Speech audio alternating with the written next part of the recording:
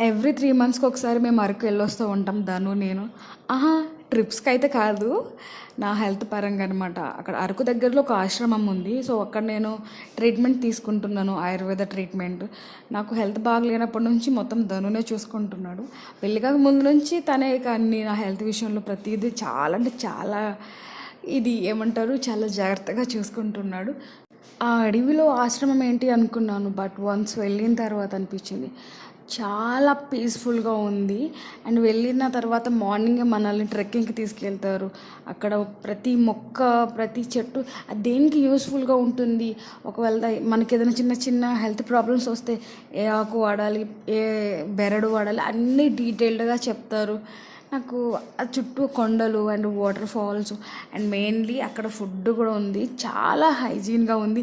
ఎక్కువ ఆయిల్ లేకుండా ఇలా అలా అని ఏం లేకుండా చాలా నీట్గా సింపుల్గా ఉంది.